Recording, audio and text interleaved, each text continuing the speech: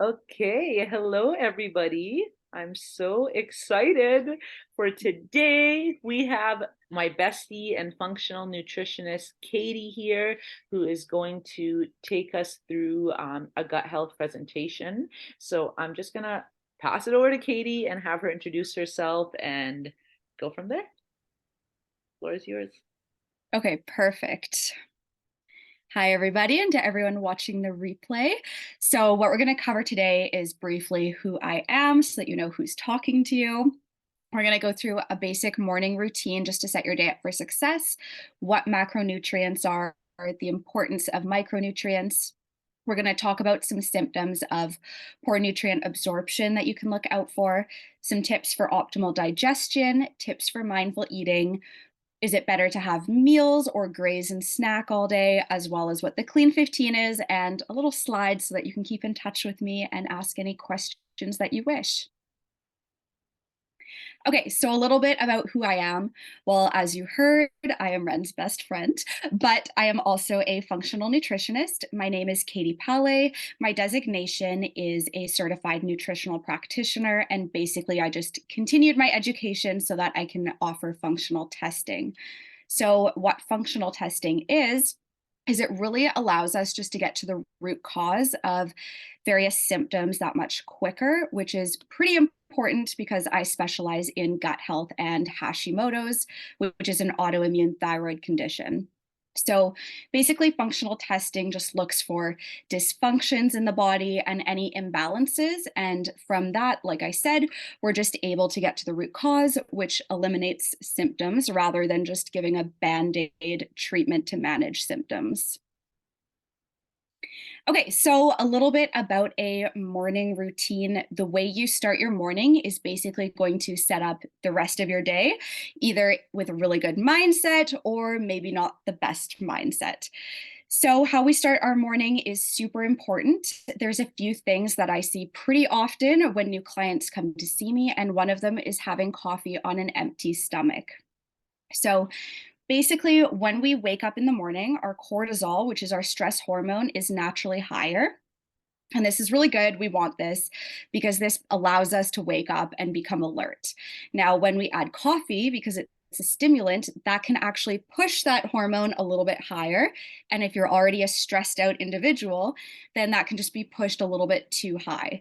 So, for that reason, you really want to consume your coffee with food or after food. And then the other thing is that coffee is very acidic.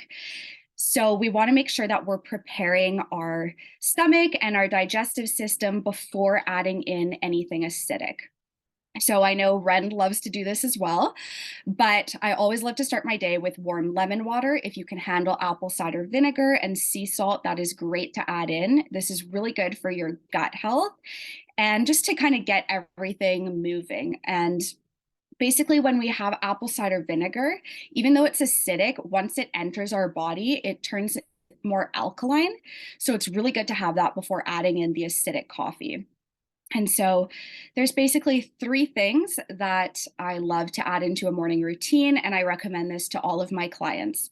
So the first one is something for your mindset. So this could be as simple as just listing three things that you're grateful for every morning. This could be journaling. This could be listening to a positive podcast, just something to set your mind up in a positive way for the day. The second thing is something for your internal health or your digestion. So our favorite is warm lemon water with apple cider vinegar and sea salt. If you're like, that's too much, you could just start with a glass of room temperature water. And this really just helps your digestion first thing in the morning and just helps to get you hydrated. The third thing is something for your external health or your physical body. So this could be going for a walk, even if you walk to work. This could be opening your blinds as soon as you wake up and exposing yourself to natural sunlight, which is really good for your hormones first thing in the morning. This could also be just as simple as a skincare routine. So you want to pick three things that you can commit to every single morning for consistency. And this is not just for the 30-day challenge. This is something that you want to continue on basically for the rest of your life. And you're going to do it. It's going to take a little bit of practice, and then you're going to fall in love with it. And it's just an amazing way to start your day. So the other thing is you really want to start your day with a high protein breakfast. So we're talking at least 25 grams of protein or more. And lucky for you, with the ISA shakes, if you're starting your day with that, you're already getting in that protein. So that's a really good habit to continue as well. So what this is going to do is it's going to help to keep your blood sugar balanced throughout the day. So if you have something sugary first thing in the morning, you can spike your blood sugar and then it drops. And so we really want to maintain something, and that is what protein helps with, just maintaining our blood sugar. You're also going to feel more full throughout the day, and it's really going to help to curb any cravings that you might have later on in the day. Okay, so when we get into macronutrients, we have three main macronutrients. They are protein, fat, and carbohydrates. Now, when we talk about protein, it is really the building block of our body. It's necessary for our muscle, of course, but it's also the building block for different enzymatic reactions that happen. So protein's super important. We also have fat. Now, fats are really beneficial for our brain health and our hormones. And then carbohydrates are very important for our brain health and are the primary fuel source of our bodies. So when it comes to macronutrients, I never recommend cutting out one of these. It's really good to include all three in every single meal that you have. And like I said previously with the ISA shakes, you're getting all three of these macronutrients right there. So you just want to be aware with the one meal that you're having in the day that it includes a good protein source, fat source, and carbohydrate source. And you'll see on the screen that there's examples of all of those right there. Now, when it comes to if it fits your macros, I know some of us are macro counters, and that's great. There's a lot of benefits to that. We just really want to be aware that the food we are consuming, it really can fuel our body, or it can not fuel our body for as long and give us symptoms like brain fog throughout the day, fatigue, things like that. So we can compare that to a Rice Krispie square and an apple. They might have a similar amount of macronutrients and carbs in them. But when you think about it, an apple is really going to fuel your body that much better. And that is because it's packed with micronutrients. So when we get into micronutrients, we found these in our fruits and vegetables. Micronutrients are packed with tons of vitamins and minerals. So you really want to make sure that you are eating a variety of different colors. So when we sorry, my dog. So when we look at micronutrients, you really want to get in a variety of different colors. So for example, red and orange fruits and vegetables are high in vitamin A, which is really good for our eyesight and our immune system. And then green vegetables are a good source of the B vitamins. So the B vitamins are just really good for your whole body. They help us with things from our hair, nail, and skin to our red blood cell production to how we metabolize the food that we're eating, so our metabolism. It's also a good source of vitamin C, which is really good for our immune system, calcium for our bones, and iron. So also when we think about different fruits and veggies, some of them contain enzymes that can actually help us to break down food. So a good example of this is papaya. And papaya contains an enzyme called protease, and protease helps us to break down protein. So if you are a big meat eater, you might want to consider adding a little bit of papaya to your diet because it'll really help with the breakdown of protein. And so in our gut, we house over trillions of different bacteria. So our gut is really diverse and we want to keep it diverse. So we have really good bacteria that helps with our digestion. It helps everything to move along. It prevents us from getting sick, and it really prevents the harmful bacteria from taking over. So how we help to protect this good bacteria and allow it to thrive is by eating a whole wide variety of different fruits and vegetables. So with your isogenic shakes, they are packed with micronutrients. So you just want to make sure in the main meal that you're having, which is usually dinner, that you try to have quite a few different varieties throughout the week of vegetables. And then with your snacks, add in some different fruits. Okay, so when we get into nutrient absorption, this happens in our small intestine. And so some symptoms that we might not be absorbing nutrients optimally from our food include things like brittle hair and nails, digestive distressors like bloating, constipation, diarrhea, gas, food and stool. If you notice you're having a lot of floating stools, that could be a sign that you're not absorbing fat as well as you should be. We also have symptoms like fatigue, muscle cramping, weakness, just an overall feeling of heaviness and tired throughout the day. So these are all just symptoms to be aware of. And we're going to get into what optimal digestion looks like, as well as some tips just to help you absorb nutrients from food a little bit better. And so when we think about digestion really begins in our brain and mouth. So if you've ever been to a restaurant and you can smell all the different foods and you can see all the different foods, you might notice your mouth starts to water. If you're a little bit extreme like me and you have a favorite food and you think about it, your mouth might water. For me, that's steak. And what this does is, so in our spit, in our saliva, we actually have an enzyme called amylase, and this helps to break down carbohydrates. So right from the beginning, digestion is happening already in our mouth. And so that's why chewing your food is super important. So you want to chew each bite at least 20 times, which seems excessive, but it will make a huge difference with your digestion. So it gets a little bit confusing or weird, depending how you want to look at it, with smoothies and shakes. So you actually want to be chewing your smoothies and shakes, at least for the first few bites or sips. And so a few ways that we can do this is you can chop up some little fruit bits or nuts and mix those in, and then that way you're going to be forced basically to chew. You can also take a big sip of your shake and just do a chewing motion. And what this is going to do is it's going to help with the breakdown of the food before it gets into your stomach. It's also going to signal to your brain that we are eating, that we're not just drinking, we're eating, we need to break this down. And this also allows your body to begin to give in clues to when you're feeling full that we're then able to listen to. And so from there, our food goes into our stomach. Our stomach is very acidic. We're not going to talk about this too much, but basically the food enters the stomach, it's acidic, it breaks down a little bit further, and then it enters our small intestine. And so this is what we were talking about previously, where water and nutrients are absorbed in the small intestine, and then whatever is left over gets turned into stool in the large intestine and excreted out. And so speaking of that, you want to make sure you're going to the washroom at least once every single day.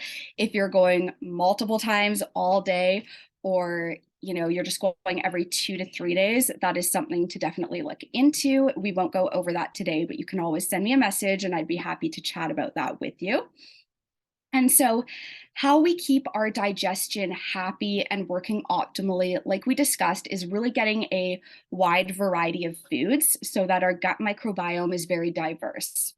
And so what we think about when we go grocery shopping is most often we have our little list, we're walking down the aisles, we know exactly where every single thing is on our list. And so we don't necessarily look at all the different vegetables and fruits, we just kind of go for the same things every time. And so what you can do that I recommend to a lot of my clients is going to a different grocery store. So when you go to a grocery store that you don't normally go to, you're forced to, yes, look for all the food items on your list, but you're forced to kind of look around while you're looking for those items. And you might notice some different vegetables, some different fruits that you don't normally buy. And so this is a great opportunity to try some different things that you don't normally include to help diversify your gut a little bit more. And so when we think about other ways to improve our digestion, cooked foods are a lot easier to digest from raw foods. So oftentimes I will have clients coming to me and they're saying, I'm bloating after every single thing, I'm eating healthy, I'm doing everything right, and they are eating raw salads all day, every day. And salads are amazing. They're packed with micronutrients. But if you're bloating after every single salad, you might want to consider cooking your veggies and having some dishes like stir fries, some roasted veggies, and just kind of notice if your symptoms improve, if you have less bloating, and if you have less gas from that. When it comes to grains and legumes, so things like rice, chickpeas, lentils, all of that, soaking them or buying sprouted versions is also a lot easier to digest. If you're soaking them, you just want to put them in filtered water. You can leave them overnight, and then before you cook them, you just rinse them off and then cook how you normally do. And this helps to activate the enzymes in them to break them down before you actually eat them. So it just helps to digest them that much easier. Now, because we talked about micronutrients and how there's so many vitamins and minerals in them, you want to make sure that you're having a fat source with every meal. And this is going to help you to absorb some of those micronutrients and the vitamins A, D, E, and K, because those are all fat soluble. So by adding a healthy fat source to your dinner with your veggies or your fruits, you're just going to be able to absorb that many more of the vitamins, and they will get put to work and help out with your health.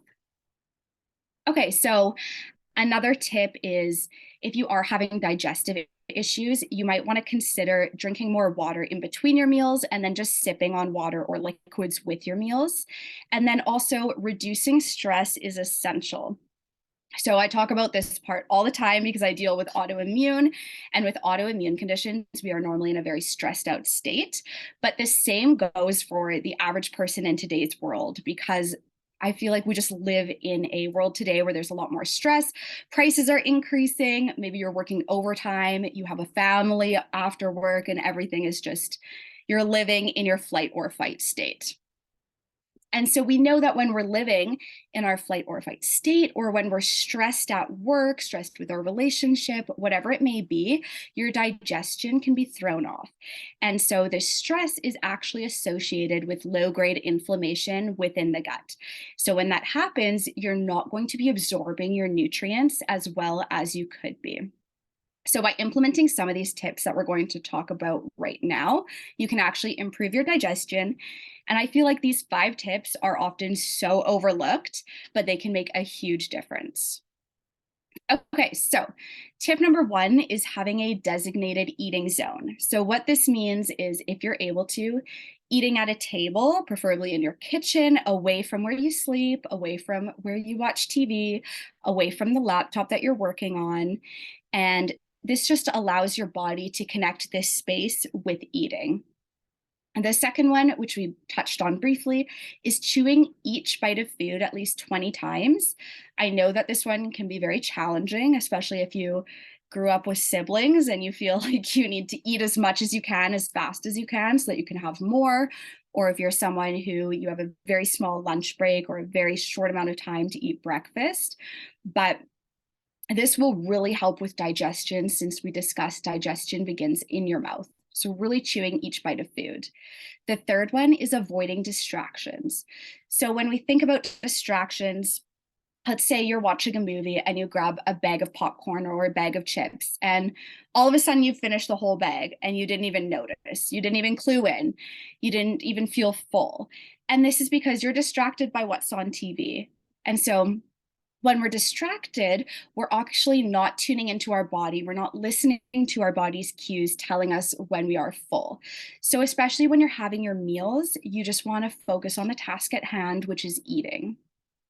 And so the fourth one is deep breathing, which helps us get out of our stress response state and into our peripheral nervous system, which is where our body can actually rest and digest food more optimally. And so how you do this is you just want to take a few deep breaths in through your nose and out through your mouth. And this could be 3 breaths. It doesn't have to be anything super obvious. So nobody has to know what you're doing, but you'll notice your whole body will just start to relax and calm down. This is also a great tip if you have troubles falling asleep. Just take a few deep breaths before you go to bed. Okay, and then the fifth one is walking after eating. So this doesn't have to be an hour-long walk. This could be just walking down the hallway and back if you're at work, walking around the block. But walking is going to help you to digest your food, and it's also going to help to balance your blood sugar. So that's a really good habit to get into. Okay, so when we talk about having meals or kind of grazing and snacking all day, we really want to make sure that we're giving our digestive system a little bit of breaks, a little bit of a break so that it can process all the food that has gone through. So you really want to have meals. And this is the great thing about the shake days with isogenics, is that the schedule that's set up is it allows you some time between your meals and snacks to digest. So you want to aim for about 3 hours. Obviously, if you're starving, you don't have to wait 3 hours. That's not a set rule. But on average, we want about 3 hours. And so this is super important because within our digestive tract, there's something called the migrating motor complex. Now, the migrating motor complex works automatically. We don't tell it to, and it's basically just a sweeping action. So it pushes food and bacteria through our digestive tract. Now, this only happens when we are fasted, so in between our meals or once we're done eating.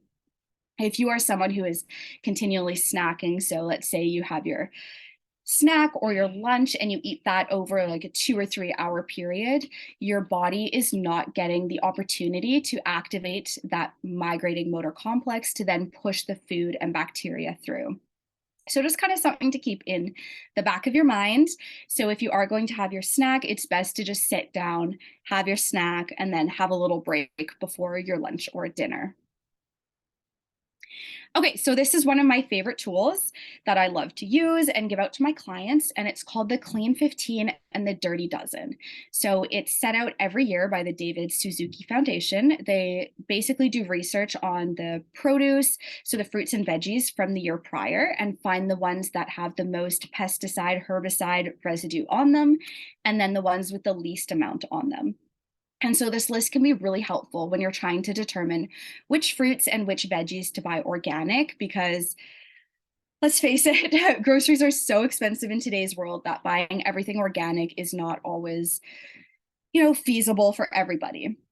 So these are always available online. You can always look it up, but the Clean 15 is the list of 15 produce that you do not need to buy organic. These found with the least amount of pesticides, herbicides, different residues on them that contain toxins. And the Dirty Dozen are the 12 that were found with the highest amount of residues on them. So the Dirty Dozen, it is recommended to buy organic just to reduce your overall toxin exposure. And these toxins can actually have a negative effect on our gut health. So it is important to just start to be a little bit mindful of that. And yeah, I hope you enjoyed today's presentation. My name is Katie, like I said, and I would love to keep in touch with you. So feel free to send me an email, ask any questions. It's up there on the screen. My website's under construction, so you won't get past that one page. And then, of course, you can always follow me on Instagram, and I'd love to hear from you on there too. And thank you so much. Amazing. Thank you so much, Katie. Do you have time for some questions? Yeah, ask away. Okay, perfect. So just on that, thank you. That was so, so good and such great reminders of like even the vitamins that like need fat and for absorption. So that was so good. Thank you. My first question, so that list, what about like say like cucumber or like banana, like things that are not on either of those lists? Yeah, so these lists were just the ones that were found to be the cleanest Okay. and then the dirtiest. So all the other ones kind of fall into the middle category. Usually my rule is if you are peeling something, I wouldn't stress about it too much because you're removing the outside. Okay. Like a banana, for example. But cucumber, do you buy your cucumber organic? I personally do, but it's not on the list either way. Okay. Okay, Yeah. cool. That's good to know. And then my other question, your slide when you were going through the 5 different sections, This one? yes. What was the designated eating zone again? Yeah, so designated eating zone is just having somewhere that you're going to eat that is away from where you sleep, where you watch TV, and where you work. Okay, okay, got it, got it. That's really, really good. Which obviously, some people have to work while they eat, and that's just the way it is. But if you are able to separate it, then it just helps your body. Okay, perfect. Does anyone else have any questions? Okay. Okay, perfect. I'm going to thank you, Katie. That was so good. So you saw where you can access, like Katie said, she specializes in autoimmune and Hashimoto's and gut health. So if you are struggling with those or know anyone who is struggling with those, please reach out. Or if you're more comfortable reaching out to me, and I can connect you to Katie. But thank you. The fact that she's gone through it herself, that like personal experience, I think is so important because I personally love working with someone who can really relate to me and understand my journey and struggles. And so, yeah, Katie's your gal. Thank you so much for your time, Katie. I'm going to stop the recording. Thank you.